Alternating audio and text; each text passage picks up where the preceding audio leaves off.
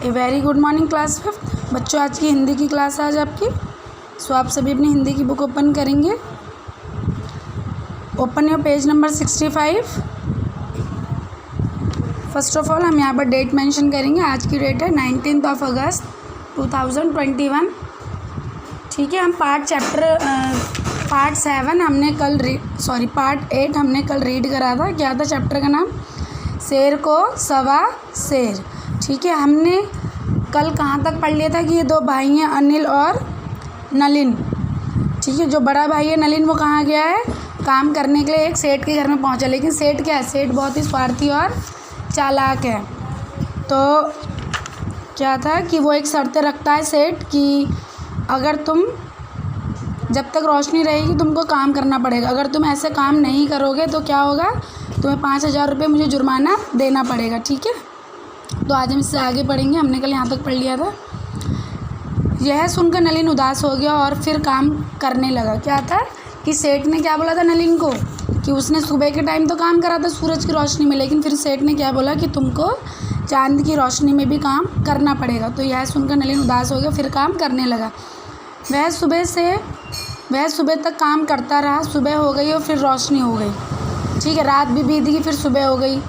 नलिन को अब फिर काम में लगे रहना था, पर वह थक कर चूर हो गया था और वह और काम नहीं कर सकता था। वह सेठ को जल्दी ही शर्त के 5,000 रुपये लौटाने का वादा कर घर चला गया। तो क्या था? नलिन शर्त हार गया। उसने क्या शर्त रखी थी सेठ ने कि जब तक रोशनी रहेगी तब तक तुम काम करोगे। तो वह हार गया शर्त नलिन। तो क्या था? घर पहुंचने पर अपने भाई की यह दशा देखकर नलिन को बहुत दुख हुआ। नलिन ने उसे सेठ करोड़ीमल की क्रूरता और चालाकी की बात बताई। क्रूरता बेटा क्या होती है? जब हम किसी से बैड बिहेव करते हैं। ठीक है। जब हम रूडली बिहेव करते हैं किसी से, क्रूरता। ठीक है। जब हम किसी के साथ बहुत ही रूडली बिहेव करते हैं, मतलब बहुत ही सख्ताई से कोई चीज़ लेते हैं। ठीक है। और चालाकी की बात बताई। अनिल बोला, भाई मैं सेठ को सबक सिखाऊंगा। ऐसा कहकर वह काम की तलाश का बहाना बनाकर सेठ करोड़ीमल के घर पहुंचा। तो क्या हो गया? नलिन को ऐसा देख के उसका ये छोटा भाई अनिल, उसने क्या बोला कि मैं जाऊंगा अब काम करना, उसको मैं सबक सिखाऊंगा। ठीक है। तो सेठ अनिल के सामने वहाँ चला गया। अनिल क्या है? सेठ के वहाँ चला गया काम करने के लिए। तो सेठ ने अनिल के सामने वही शर्त रखी जो उन्होंने नलिन के सामने रखी थी। लेकिन अनिल ने क्या बोला? सेठ जी इस शर्त को थोड़ा हम बदल देते हैं। यदि हम दोनों में से कोई भी एक दूसरे को नाराज़ करेगा तो उसे 25,000 रुपये चुकाने होंगे। सेठ ने खुशी खुशी अनिल की बात मान ली।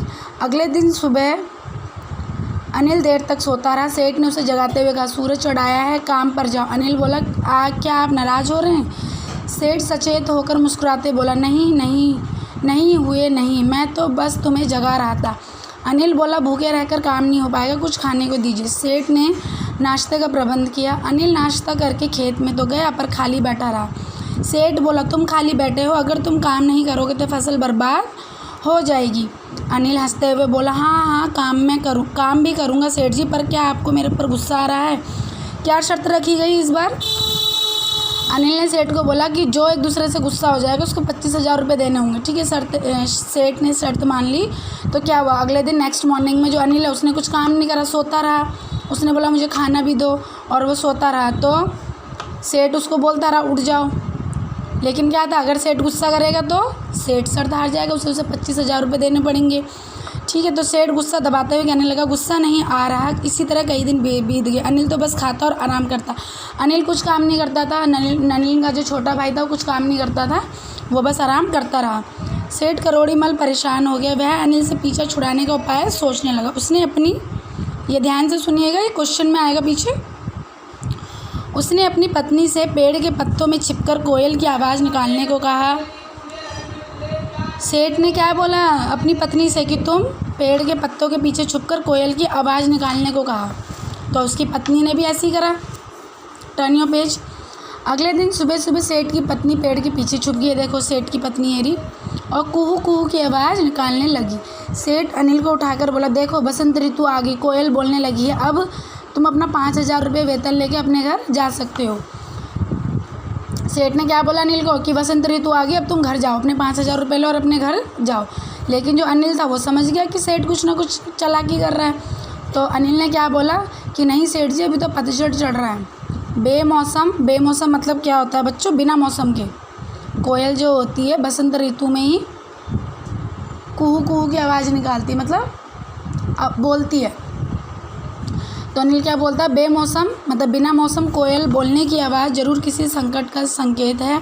आप अपनी बंदूक दिखाइए। इतना कहकर अनिल ने क्या करा?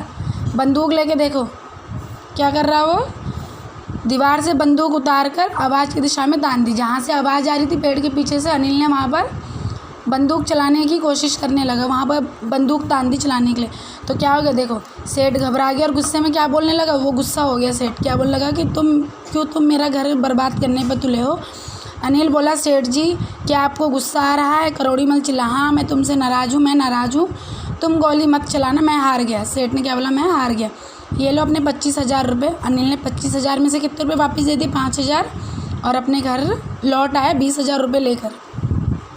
उसने घर जाकर नलिन को जब सारी बात बताई तो बहुत खुश हुआ नलिन, और नलिन ने क्या बोला? आखिर शेर को सवा शेर मिल ही गया। समझ में आ गया आपको? अगर कोई ज़्यादा आपको चालाकी दिखाता है तो अगर आप उसको उसी में हरा दो, आप उससे और भी ज़्यादा चालाकी करके उसको हरा दो, तो क्या होता है? शेर को सवा शेर मिल गया। ठीक है बच्चों, हम इसके शब्दार्थ करेंगे।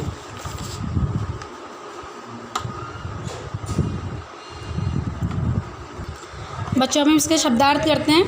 मैं आपको रीड करवा देती हूँ, लेकिन आपको जिसमें मैंने टिक लगाया वही आपको रीड करना है, बस वही आपको लिखना है। ठीक है?